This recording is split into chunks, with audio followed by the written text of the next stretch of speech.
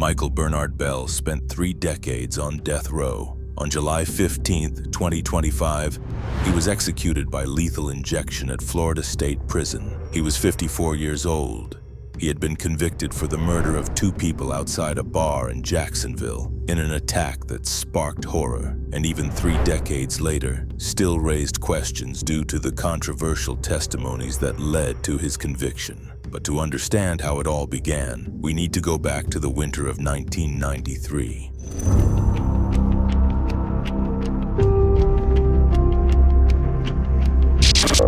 This documentary contains factual descriptions that may be sensitive to some viewers. It is presented with care, respect, and the intention to inform. Michael Bernard Bell, known simply as Mike to friends and family, was born in Florida in the 1970s. He grew up in an environment marked by family conflict, economic hardship, and a lack of stable, protective figures. Little is known about his childhood, but the pattern in his adult life reveals a clear truth. Mike was someone who learned to resolve tension through violence. As a teenager, he was frequently involved in trouble. He was known for having a short temper. He argued with neighbors, fought with other local youths, and struggled to maintain steady relationships. According to reports later reviewed in court, he had shown signs of extreme impulsivity and aggression from an early age. In September 1989, at just 19 years old, Mike committed his first known crime. That day, he was driving through Jacksonville with his girlfriend, Lise Coward, a young woman he had a turbulent relationship with, and her 2-year-old son, Travis. No one knows for sure what happened inside the vehicle, but Mike pulled over, got out, and shot them both.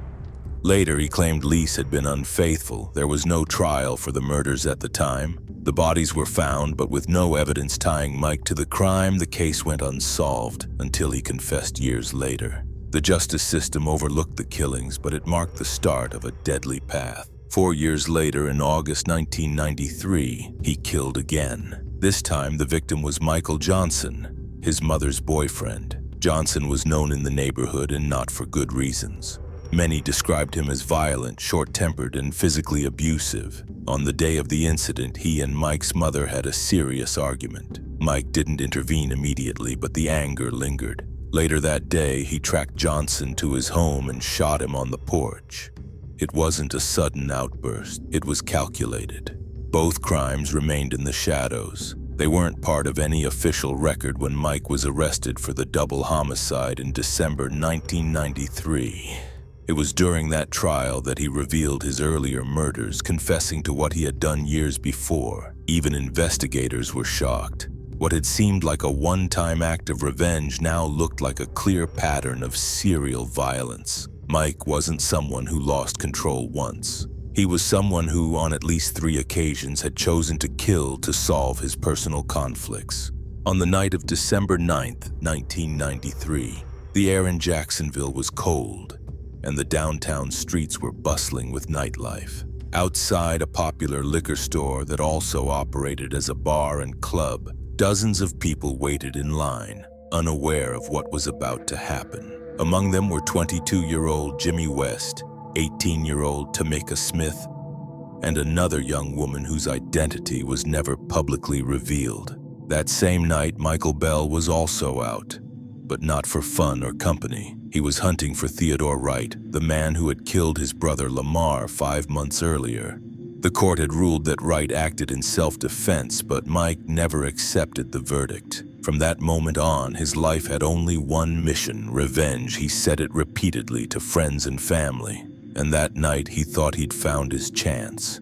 He spotted a yellow Plymouth parked outside the club, the car he believed belonged to Wright. What he didn't know was that Wright had sold the car to his half-brother Jimmy West. That mistake would prove fatal. Mike went home, picked up 2 friends, masked himself, and took an AK-47 rifle loaded with 30 bullets and 160 more in reserve. He returned to the scene and waited in the dark. The car was still there. Sometime after midnight, Jimmy, Tamika, and the other woman came out of the club and got into the car. They weren't in a hurry. Mike stepped out of the shadows, walked toward the car, raised the rifle, and opened fire. It was a hail of bullets. Jimmy was struck 12 times and died instantly. Tamika was hit 4 times. Despite efforts to save her, she died en route to the hospital. The third woman, in shock, dove to the floor and survived without a single scratch. But Mike wasn't finished. He turned the rifle toward the club's entrance and fired again. Bullets hit the building, and some even struck a nearby house where 3 children were playing. Miraculously, none were hurt. After the shooting, Mike fled. Later that night, he arrived at his aunt's house. Concerned by his demeanor, she asked what was wrong. He replied, "Thodor got my brother, and now I got his." The crime left the community stunned. No one understood what had happened. No one imagined that the tragedy had resulted from a fatal mistake and an obsession that had silently grown over months. Despite the number of shots fired, the presence of witnesses, and the chaos of that night, police didn't arrest Mike immediately. The investigation stalled for months. It wasn't until unexpected testimonies emerged that the case gained traction. A year after the shooting, 2 inmates serving unrelated sentences contacted the authorities. Henry Edwards claimed he had been standing on a nearby corner the night of the crime. He said he saw Mike put on a mask, approach the yellow car, and open fire. His statement was detailed. He described the weapon and the exact moment of the attack. The second witness, Charles Jones, testified that Mike had confessed the crime to him days later and even tried to sell him the weapon. While some questioned their motivations since both were already incarcerated, court records indicate that neither man received any sentence reductions or special treatment. They testified under oath. The final piece came from Mike's girlfriend, Erica Williams. She stated that at Mike's request, she had purchased the AK-47 just 1 day before the attack. Her testimony was damning. It confirmed premeditation. The jury was no longer in doubt. Mike was arrested and formally charged with 2 counts of first-degree murder. During the trial, held in March 1995, he pleaded not guilty. He claimed self-defense, saying he believed Jimmy West was about to pull a gun. He tried to mirror the argument that had spared Wright months earlier, but this time it didn't work. A club security guard took the stand, describing the chaos, the screams, the bullets, the bodies, terrified people crawling on the ground, and the children yelling in the neighboring house. The prosecution also presented prior convictions. Mike had been found guilty of armed robbery in 1990. Mike's mother testified in his defense.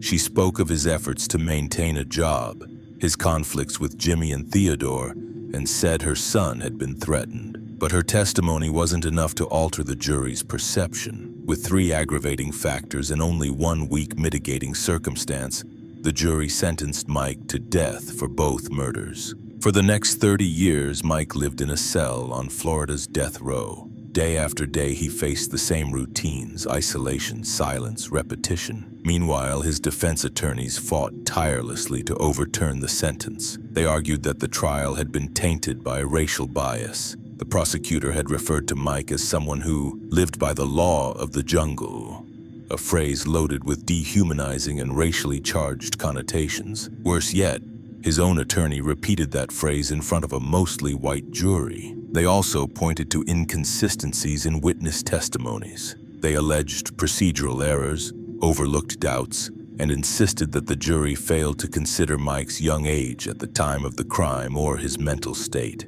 But none of the appeals succeeded.